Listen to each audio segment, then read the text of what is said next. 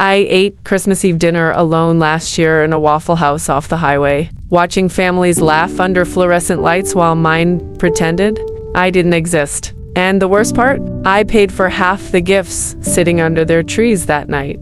So when I tell you the moment they shut me out didn't just sting, it cracked something deep inside me. You better believe every word. But before I burned the bridge they built out of my bones. Let me say this, thank you for being here. Listening to a stranger pour out the kind of pain most people step over. It means more than you know.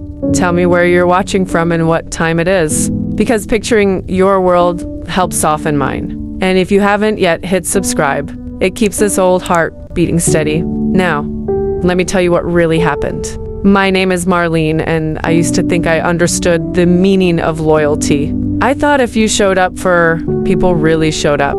In the ugly moments, the quiet ones, the middle of the night emergencies, they'd show up for you too. But I learned something different last December. I learned that some families don't break you with shouting, they break you with silence. It started with one sentence, one thin-voiced, shaky little sentence, spoken over my daughter's kitchen counter like it was nothing more than a recipe suggestion. Mom, Christmas is going to be just us this year. Just the parents and the kids, just the parents. As if I wasn't one. As if the woman who raised her on frozen waffles and hope suddenly didn't qualify. I didn't react. Not then. I didn't want to give her the satisfaction of watching my throat close. I simply smiled, that cold, brittle smile I've perfected after a lifetime of swallowing hurt.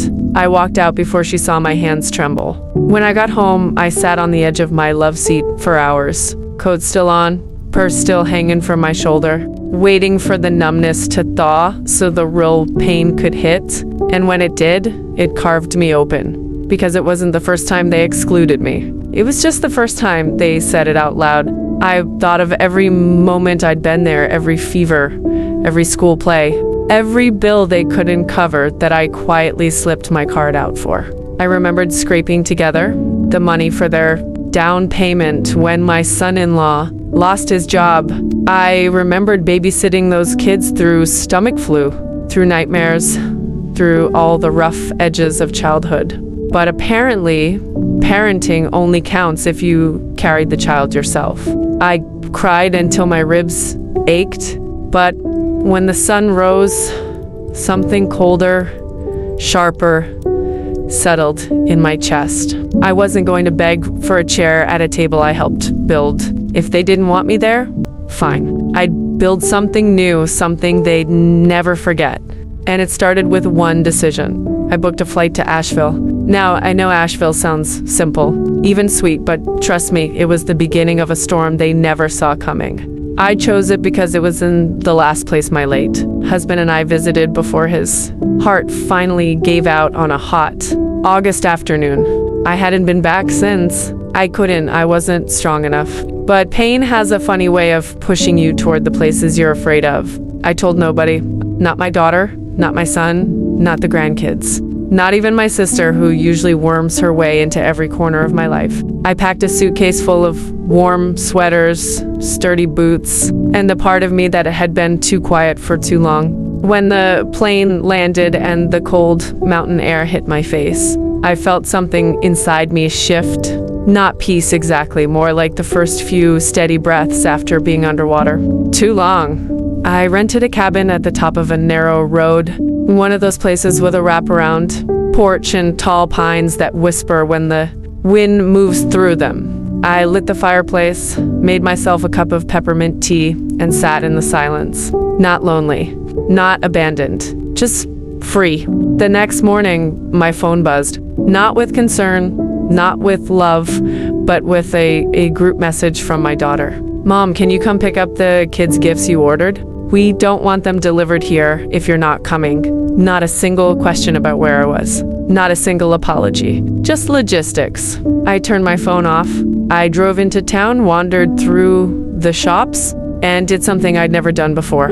I bought myself a Christmas present. A carved wooden music box that played a song my husband used to hum when he thought nobody was listening. When I opened it there in the store, surrounded by strangers and twinkling lights, my eyes burned Not from sadness, from remembering I once mattered deeply to someone. I spent the next few days hiking trails that made my legs shake, sitting in cafes where no one knew my name, and writing in a journal I'd bought in a rush of impulse. The words came slow at first, but then they poured out pages and pages of hurt I hadn't allowed myself to feel. On Christmas Eve, I went into town again, and this time I stepped into a small restaurant with candles flickering in the windows. I ordered a glass of wine, a real dinner, and I didn't apologize to the hostess for being alone. When I raised my glass, I didn't toast to family. I toasted to survival. After dinner, I walked outside into the cold and snapped a picture of the town. Square lights wrapped around every tree, people drifting from shop to shop. The quiet magic of a place untouched by my personal storm. I posted it online with one sentence. Peace looks different than I expected. Within minutes, my phone lit up. My daughter, where are you? My son, Mom, what is going on? My sister, why didn't you tell anyone you left town?